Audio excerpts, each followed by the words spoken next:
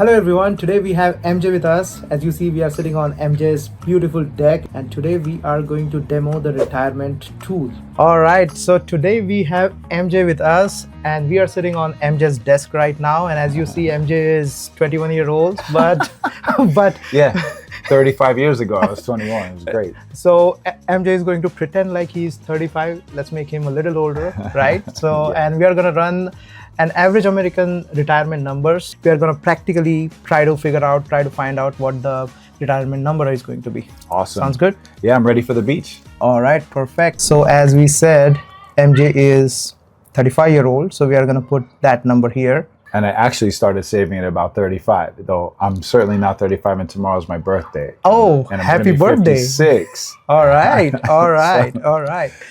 So yeah, retirement age. When do you want to retire? Any particular number you have in mind? And again, we are talking about 35-year here.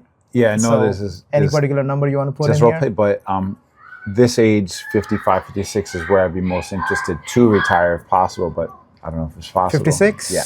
Sure. And this is expenses plan until the age of, what do you think? What do you feel comfortable putting out there? I would like to say like 95. Okay. All right. All right. So this is for if you want to retire at the age of 56, you'll stop working, right? Then work is optional, or you don't want to work anymore. And by that time, whatever portfolio you have, that needs to sustain you for rest of your life. So we need to start with at the age of 35, Yep. you'll have some sort of balance right now in your, say, 401k, your bank, your CDs, your brokerage account. Yeah. So we just need a kind of average ballpark number here. Again, these are not his real numbers. Right. So what do you want to put here? What So would you feel we comfortable? Or Guess at 35. I mean, maybe just 200,000 a good 200,000? reasonable number for that age. Yeah. anything, whatever Yeah. you want. Okay, let's give it a shot. Yeah. So as soon as we put this number, you see these numbers start populating. Right. So it is showing here 35 right here. Mm-hmm. If we would have put 25 here, this table would have started at 25. Right. So what do you think an average American would be comfortable putting in investing each month? Yeah, What that- can we put there? Oh, okay. Yeah, I So don't want to would make it say too complicated. maybe Just keep it I don't know, $1,200. 1200. Yeah. Sounds reasonable. Cool. I think with this kind of number, you will hit your financial independence soon. That's what it Oh. looks like. I'm a ETF and mutual fund kind of guy. Yes. I watch don't. your videos. I know. Yeah. Thank you. So yeah, I don't want to buy 10, 15 stocks and 10, 15 ETFs. Want Right. to keep it simple. So Yep. we have 4 different investment vehicles here. First one is fixed return, like where you are parking your emergency fund, basically higher Yeah. savings account, CD, something like that, where the expected return would be 3%. In the US, as you know, it's not much, but again, this is not investment. This is kind of saving your safety net, right? And I would put maybe 5% of my entire portfolio there. Next one is foundational ETF. I believe in the future of US. I believe something like S&P 500 or total US stock market that will give that feels safer to me. Yeah. And I want to put, like, as I mentioned here, 30% of my portfolio here. And again, when you withdraw it, the long-term capital gain would be around 15%, because 15% is for people, I think, earning between 50 or 60,000 to 500,000 ish. So that is for pretty much everyone. And the expected return of S&P 500 is around 10% over the last 100 years. So I'm assuming that. The next one is stability ETF. So here I want to be a little stable. I want some investment which will give me some sort of passive income or dividend.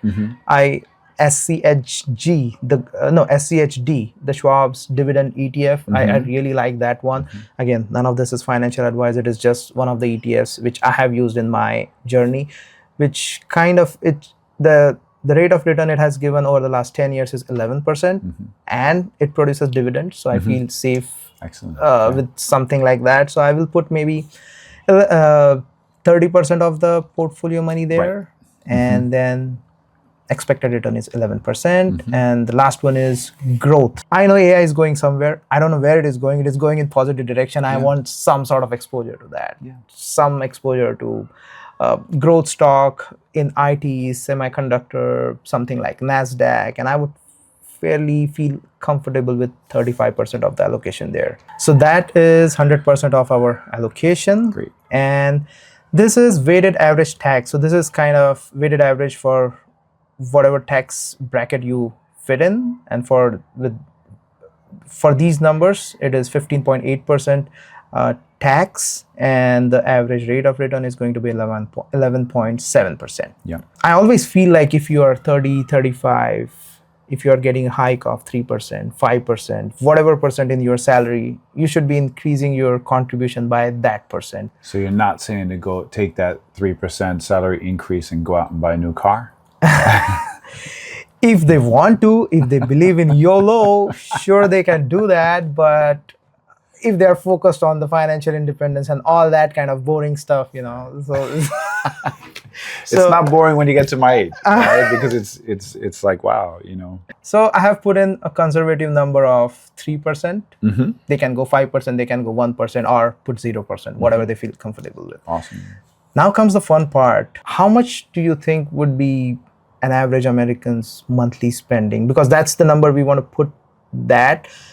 And that will be in today's dollar. That's not really like today's number. It will be like how much money do you really need when you are retired? Right. What will be your monthly expenses? And then we will adjust it for inflation. And then I'll show you in the calculator how it works out. Obviously, it depends on where you live, right? But, I would guess at a minimum these days, though it even still sounds like a lot to me, I would say but I know it's not, is somewhere between 80 and 100,000. 80 and 100. Assuming you're not living in New York City, right? And California. Right, or California, Yeah. right? So that is $7,000 per month. Right, yeah. Okay, let's put that. 84. So this is $7,000. And so the next one is going to be all these investments and all the strategy after your retirement. So we already covered what will happen before your retirement, but after your retirement, you cannot be this aggressive. Right. I mean, at least I wouldn't be this aggressive with putting 35% in AI stocks and all. Right, so I right. would Yes, change absolutely. a few things. So we have adjusted the taxes here. The returns are going to be pretty much same. I have not changed any investment vehicle. You can do it if you want to. And how do you feel about this allocation, MJ? We changed. The first one is the CD or the fixed return, or so increasing that from 5 to 30 as an allocation. Because I want to be safer. Yep, so that's what I did. Where you're spitting off guaranteed return, right? I don't want to create any panic if the market tanks at that course. age, because I don't have any income coming in. Right. No, I'm with you. I'm with you 100% there. Yeah. Next one is the foundational ETF, which was our S&P 500 or total US stock market, something like that, which has exposure to all 500 companies, or if you want, all thousands of companies in the US. Well, by between 35 and 56 in that case, it'll probably have gone through 2 market crashes by then. Oh, and hopefully it'll be on the up at, at the age of 56 and maintain that, right? Though you probably go through a few more cycles by the time you get to 95, right? But I'm sure. So 30% would keep you safe even if there is a market crash and it stays down for 2-3 years. You're not panicking and you're not dipping your toe in your main this foundational ETF or stability ETF. You can live your life off of your CDs, your high yield savings accounts from that. So that is the purpose. Your safety net is bigger now, and it can sustain you for years till the market recovers. So that's the idea behind that. Got it. And then the foundational ETF, and then the stability ETF. Excellent. 20% and nothing to AI. No.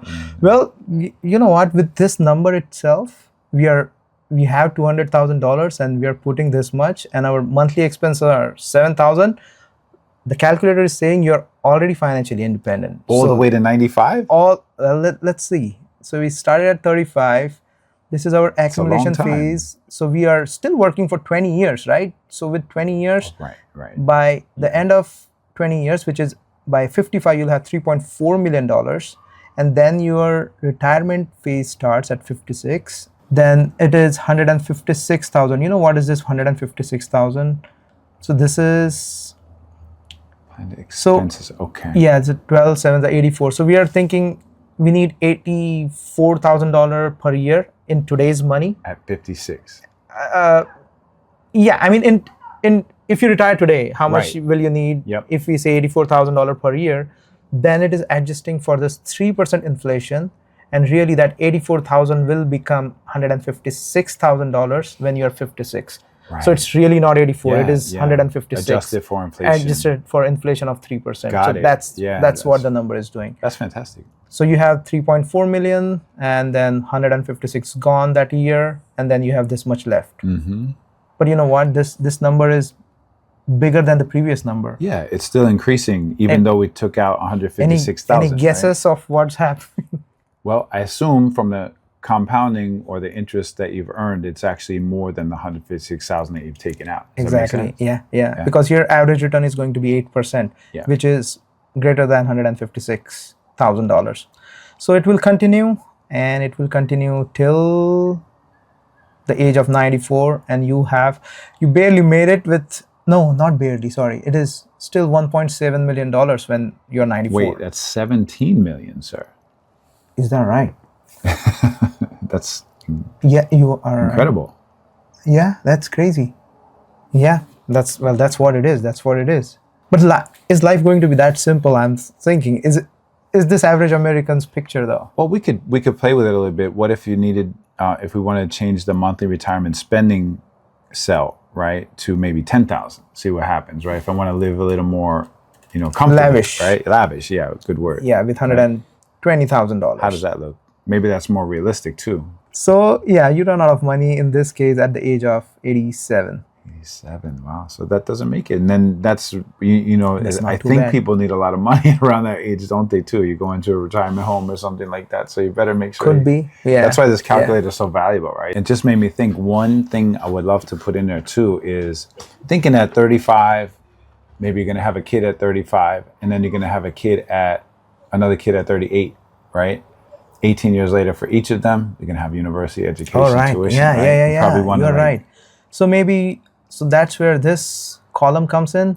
So if you are 35, you had the kid is going to school maybe when you're 54, 53, Okay. something like that. And then you can put in their college It always depends, right? yearly Where do they thing. go? Yeah. So how much do you think is sufficient for 1 year of college? The average number? I mean, I keep hearing these horror stories from friends, 80,000 per year and these kind of numbers, right? But I don't think that's necessarily necessary. There are a lot of options, right? So let's just say maybe 35 per year. 30 per year? Guys, could you please go there? We're recording. Sorry. We are planning your education here. So yeah, any ballpark number we can put Why in don't we say there. 30K? 30K? Per year. Yeah. And that's going to go on for 1, 2, 3. And then the fourth year, it's going to double, right?